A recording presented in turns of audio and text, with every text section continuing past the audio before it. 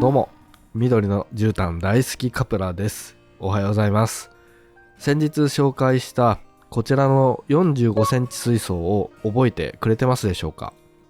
前傾層だけで作られた流木レイアウトです。こちらの水槽のニューラージパールグラスがめちゃくちゃ調子いいです。実はこのニューラージパールグラスの成長には光の強さが大きく関わっていて、その結果が顕著に現れたので、それについて今日は詳しく解説したいと思います。もしニューラージパールグラスがうまく育たなくて悩んでいる方は、こういう見方もあるんだなということで、皆さんの知見の一部として参考にしてください。改めましていつもご視聴ありがとうございます。カプラです。このチャンネルでは忙しい人でも楽して綺麗な水槽を長期維持することをテーマに動画を作っています。ぜひチャンネル登録していただいて、少しでもお忙しい皆さんの参考になればと思います。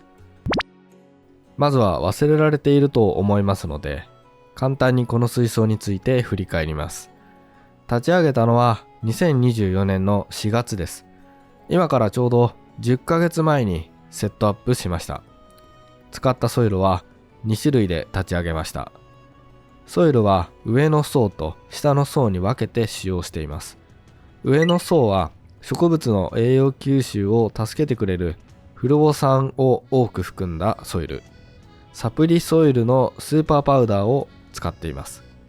スーパーパウダーソイルを使うと前傾層が非常に植えやすいです。またノーマルソイルに比べて抜けづらくなるのでおすすめです。下の層は栄養系ソイルのネイチャーソイルを使っています。アマゾニアのような栄養特化のソイルです。流木はスタンプウッドを使っています。スタンプウッドの中にもソイルを入れて、そこにニューラージパールグラスを植えました。他の場所にはショートヘアグラスを植えています。立ち上げてすぐに水を入れて、少し弱めの光量で2ヶ月維持していました。ただ外部ろ過フィルターは使わずに維持していました。ちょっと興味本位でろ過なしで維持してました。循環ポンプ1個とエアレーション CO2 の添加のみをしていました。2ヶ月経ってから外部ろ過フィルターを使って本格的に水草育成をスタートさせました。成長過程はこんな感じです。これが立ち上げ時の様子です。去年の4月ですね。これが2ヶ月目です。去年の6月です。こちらが3ヶ月目です。去年の7月ですね。ここで外部フィルターに切り替えて水草育成を本格的にスタートしました。それから4ヶ月経ち、こちらが立ち上げから7ヶ月目の様子です。去年の11月ですね。で、こちらが8ヶ月目の様子です。去年の12月ですね。で、これが今現在10ヶ月目の様子です。かなりいい状態です。この10ヶ月の間、ずっと水替えもせず、足し水だけで管理してきました。水質は今こんな感じです。めっちゃ軟水です。GH が2、KH は2以下ですね。pH は6程度です。こういった状況で育ったニューラージパールグラスですが、現在はとてもいい状態になりました。最初は新芽がかなり小さくて枯れかけの葉っぱもありましたが、現在はほとんどが緑色の葉っぱになりました。トリミングをいつしようかなと思えるくらいに成長してくれました。立ち上げてから10ヶ月経ちますが、トリミングは一度も行っていません。放置水槽にふさわしい成長速度で、気づいたら水形が変わっていたなんてことはなく、ゆっくりと日々変わってないように見えますが、着々と虎視眈々と育ってくれています。特に去年の12月から今年の1月にかけてのこの1ヶ月ほどの間にだいぶ成長してくれたなと感じました。実はここで何をしたかというと、光の設定を変えました。この10ヶ月の間、大きく光の設定を変えたのは5回です。2ヶ月目に1回、3ヶ月目に1回、4ヶ月目に1回、7ヶ月目に1回、9ヶ月目に1回変えました。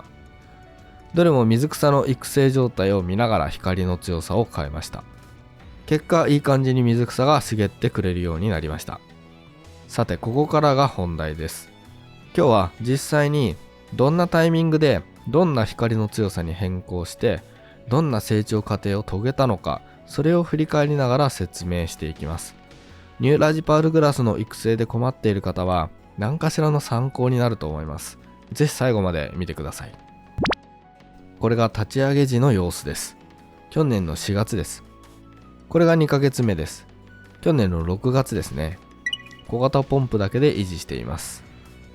2ヶ月も水中で放置管理しているのにかなりうまくいっているように見えます。苔がほとんど生えていません。これは光量の管理をかなり低めに設定しているからだと思います。ppfd が50くらいになるように設定しています。陰性水草を育てるより若干明るい程度にしています。使っているライトはアクアフレア UVA M300 という RGB と UVA の4色を調光できるライトを使っています。もともと30センチ水槽用のライトなんですが、スタンドの長さが伸びるので45センチ水槽でも使えます。このライトは4世代前くらいのライトでだいぶ古いモデルです。明るさも今と違って1100ルーメンなので出力 30% くらいで管理しています。今の M300 は1500ルーメンあるので、もし新しい M300 を使ってトライする際は 20% くらいに出力を下げるといいです。概算で300から400ルーメンくらいのライトを水面の10センチ上から照射しているといった感じです。だいぶ暗めにしています。CO2 も点火していて5秒1滴くらいを意識しました。これが3ヶ月目です。去年の7月ですね。小型ポンプだけで水槽を維持していて3ヶ月が経ったところです。ここで外部ろ過に切り替えて光の量を強くしました。 90% 出力、概算で1000ルーメンくらいの出力に変更しています。4ヶ月目にライトを変更しました。このライトに変更して光量設定を上げました。 CO2 点火量は変更していません。ディフューザーから出る泡の量はこんな程度です。この状態で7ヶ月目まで維持した様子が現在の映像です。ライトはアクアフレア UVA Z250 RGB SE2 です。ウィークアクアの RGB に UVA を加えた4色調光ができるライトです。点光源ランプが2つついていて、同じメーカーの T90 のようなスポットライト的な光を出します。そのため水面の揺らぎが水中で反映されやすいです。光の強さは4550ルーメンなんで、少し調光は下げて使っています。調光設定はこんな感じです。赤が 26%、緑が 33%、青が 37%、UVA が 100% で、使用電力 54% です。照射時間は9時間で、前後1時間が立ち上がりと立ち下がりの時間です。実質7時間、54% 出力で照射しています。ppfd を測ってみます。ライトは水面から15センチの高さで照射しています。水深10センチと20センチの場所で測ってみました。水深10センチ、ニューラジパールグラスの生えている場所は ppfd が140から150でした。浮草が通ると ppfd が110くらいまで下がりましたね。水深20センチでは ppfd が120、後ろの丘では ppfd が150でした。ここで ppfd について解説すると少し話が長くなるので、こういう数値なんだなというのをさらっと流して聞いていてください。CO2 が5秒1滴くらいの点火量だったんですが、光の強さに比べて CO2 が低かったかもしれないなと思っていました。水槽全体に苔は生えないものの、ちょっと光の設定が強いかなと思える所見が水草に現れていました。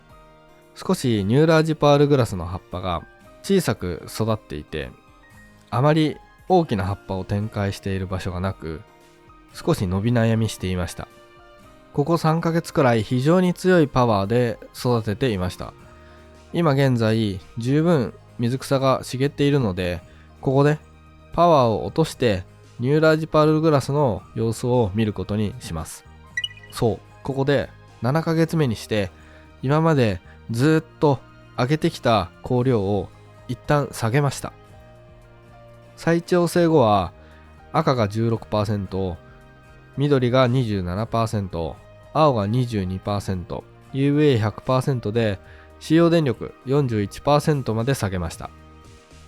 PPFD は水深10センチで100、水深20センチで PPFD が70、丘の上で PPFD が80ぐらいになるようになってます。CO2 添加量は変えずに5秒1滴でやっていきます。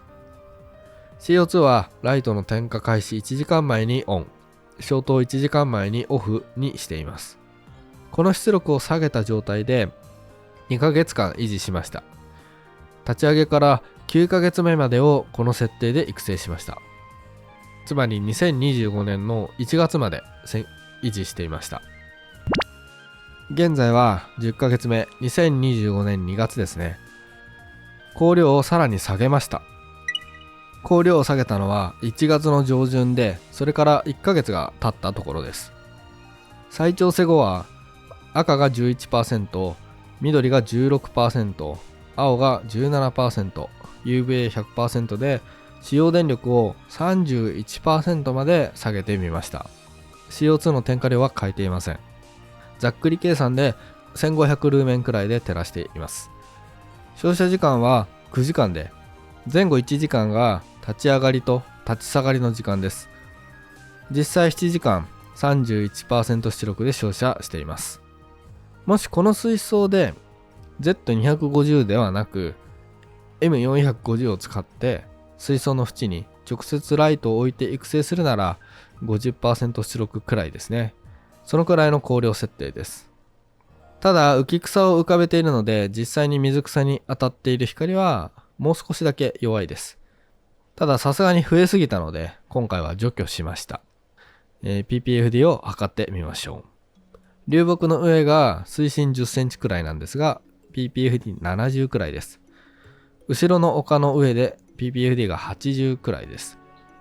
手前のショートヘアグラスエリアは50くらいでした。こちらの岩の影は PPFD が30くらいでした。実はこの岩の影のニューラージパルグラスが一番葉っぱが大きく育っていました。同じ環境、同じソイルで育てていても、このように光が当たる場所によって成長する葉っぱの様子が大きく変わることがわかると思います。ちなみにこの PPFD30 という香料は陰性水草を育てるのに苔が生えないちょうどいい香料です。つまり陰性水草水槽でニューラージパールグラスを CO2 添加量を少し抑えめに育成するとちょうどいい香料であるということになります。意外と必要な香料って低いんです。他の例も見てみましょう。こちらは小型水槽で手前のニューラージパールグラスがいい感じに茂ってくれてます。ブセファランドラも苔が生えずに綺麗に維持ができています。この場所の PPFD は30でした。ライトを点灯してから約6時間程度で気泡が出始める程度の光量です。こちらは60センチ水槽です。光がほとんど当たっていないブセファランドラの育成ゾーンでもニューラージパールグラスはゆっくりと育って維持できています。水面付近に浮き草を浮かべてあえて光が当たらないように調整しています。そもそも水中を這うような植物なので、そこまで光量を求めないことも納得できます。光が欲しいロタラなどは上へ上へと伸びていきますし、逆に光が強すぎるともう光が十分だと言わんばかりに地を這い出します。ニューラージパールグラスはもともと陸上や水中で地を這う植物ですから、そこまでやる気のある植物ではないと解釈できます。地を這っているということは他の植物によって光を遮られても生きていけるということですからね。中には光の強さを強めにして CO2 添加量も1秒に何滴も添加して液肥も入れてガンガン育てる育成方法をとっている方もいます。レイアウトコンテストみたいにほんの数ヶ月で水形を仕上げないといけない方はこういった方法を取る人は多いと思います。1ヶ月もすればこんもりと育ってあっという間に分厚くなるくらいの育成度合いです。2HR 管理なんかはこれに当たるんですが、逆に私のように低い光量、低い CO2 添加量で育てれば何ヶ月経ってもトリミングはしないですし、ゆっくり育っていきます。メンテナンスもほとんどしないですからね。ニューラージパールグラスを育てるために強いライトを選ぼうとするのは間違いではないんですが、おそらく使いこなせる人は少ないと思います。例えばトライアングルグローだったら水面から20から25センチくらい上げて使うのがよろしいかと思います。調光できるライトを持っている人は私の調光レベルと CO2 添加具合を参考にしてくれれば同じように育てられると思います。この情報が皆さんの何かに役立つことを願いつつ次の動画の準備をしたいと思います。